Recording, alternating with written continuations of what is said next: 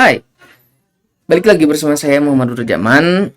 Pada video kali ini kita akan belajar mengenai bagaimana proses kompilasi pada bahasa JavaScript. Pertama, kita harus tahu dulu apa itu compiler atau kompilator. Compiler ini merupakan sebuah program komputer yang berguna untuk menafsirkan program komputer yang ditulis dalam bahasa pemrograman tertentu menjadi bahasa pemrograman lain. Oke. Lalu compiler ini berfungsi juga untuk memeriksa kesalahan sintaks atau logika pada source code. Nah, setelah itu ada tahapan-tahapan kompilasi yang umum pada high level language, yaitu ada lexical analyzer, yang kedua ada syntax analyzer, yang ketiga ada semantic analyzer, lalu yang keempat ada intermediate code generator, yang kelima ada code optimizer, yang keenam ada code generator, lalu ada symbol table manager dan error handler. Kita bisa bagi dua, ya, karena ini ada yang pertama ada fase analisis, lalu yang kedua ada fase sintesis. Fase analisis ini ada tiga, yaitu lexical analyzer yang dimana bisa disebut juga sebagai scanner, karena ini adalah tahapan awal yang dilakukan pada compiler. Proses yang dilakukan pada tahapan ini adalah membaca program sumber karakter per karakter. Satu atau lebih deretan karakter-karakter ini dikelompokkan menjadi suatu kesatuan mengikuti pola kesatuan kelompok karakter yang ditentukan dalam bahasa sumber dan disimpan dalam table simbol. Sedangkan karakter yang tidak mengikuti pola akan dilaporkan sebagai token tak dikenal.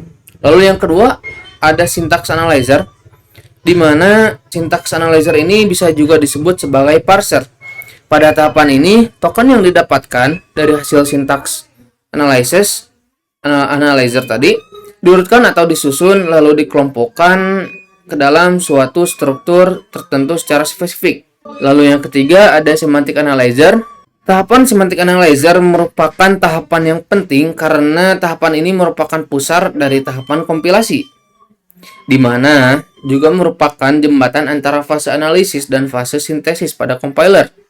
Pada tahapan ini, program akan diperiksa untuk mencari kemungkinan kesalahan semantik dengan cara memanfaatkan struktur hierarchical yang dihasilkan dari tahapan syntax analyzer. Pada tahapan ini, akan dihasilkan suatu kode yang executable pada kompilasi yang sederhana lalu dimanipulasi dengan berbagai optimization dari translator sampai nanti benar-benar executable dihasilkan.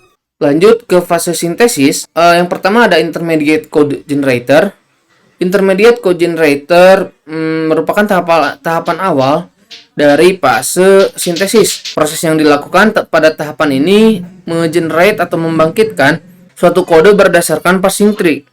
Lalu selanjutnya diterjemahkan ke dalam bentuk tree address code atau quadruples atau triples address code. Lalu selanjutnya ada code optimizer. Setelah melakukan tahapan intermediate code generator, berikutnya yang dilakukan adalah tahapan code optimizer. Adapun yang dilakukan pada tahapan ini adalah mengoptimasi kode sehingga menjadi kode yang executable. Tahapan ini dilakukan untuk mempercepat waktu eksekusi dari suatu program dengan cara menghilangkan redundansi pada code, atau redundansi itu kayak perulangan.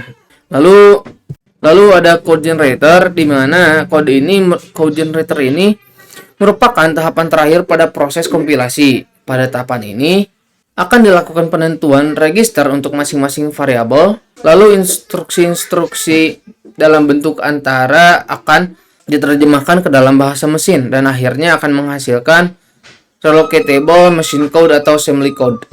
Lalu ada simbol table manager, di mana ini adalah sebuah struktur data dengan record untuk setiap identifier, dengan field untuk setiap atribut dari identifier tersebut. Lalu selanjutnya yang terakhir adalah error handler, di mana ini merupakan bagian dari compiler untuk menangani dan melaporkan jika ditemukan suatu error. Nah, kita bisa lanjut sekarang apa itu JavaScript, karena sebelum kita mengetahui tahapan kompilasi yang dilakukan pada bahasa JavaScript, kita harus mengenal terlebih dahulu apa itu JavaScript. JavaScript adalah bahasa pemrograman yang digunakan developer untuk membuat halaman web yang interaktif. Karena pada saat ini banyak developer yang menggunakan bahasa JavaScript untuk pengembangan web.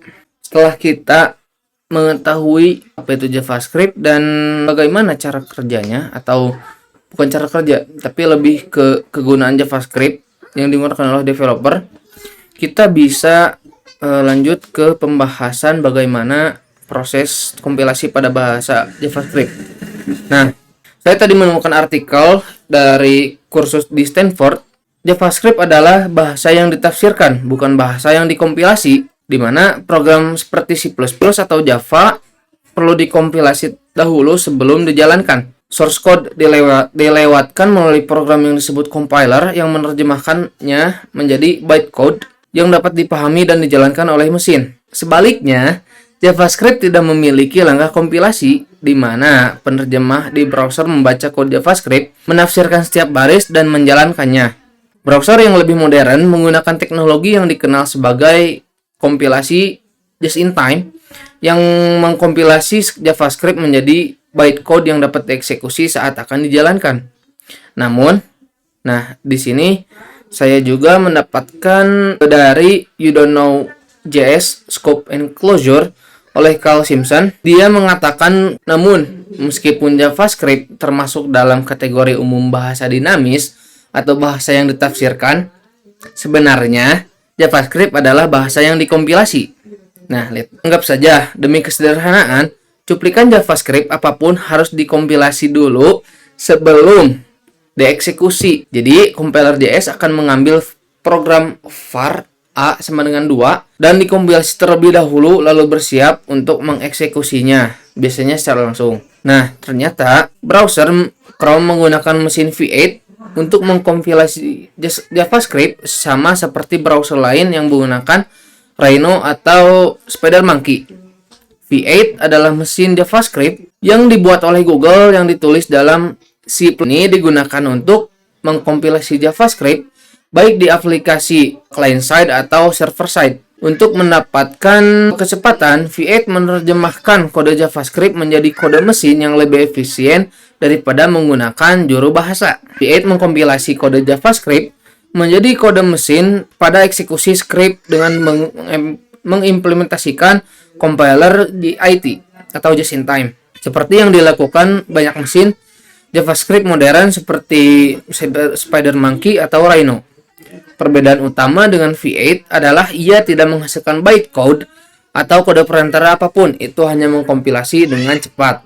Jadi bisa dikatakan JavaScript ini unik karena secara umum JavaScript ini bahasa yang ditafsirkan, tapi di belakang layar bahasa ini tetap dikompilasi. Ya, jadi meskipun ada aspek kompilasi yang terlibat dalam eksekusi JavaScript, secara umum JavaScript dianggap sebagai bahasa yang diinterpretasikan karena kode sumber JavaScript dieksekusi secara langsung oleh interpreter atau mesin JavaScript tanpa perlu menghasilkan kode mesin terlebih dahulu seperti dalam bahasa pemrograman kompilasi tradisional seperti C++ atau Java. Pada bahasan kali ini cukup sekian. Saya memilih JavaScript karena saat ini saya juga sedang belajar bahasa JavaScript, dan memang tujuan saya nantinya akan dan ingin menjadi front end web developer, ya seperti itu. Pada bahasan kali ini di video ini cukup sekian. Kalau misalkan ada materi-materi yang kurang, kalian bisa kasih saran atau kritik di kolom komentar. Oke, terima kasih. Assalamualaikum warahmatullahi wabarakatuh.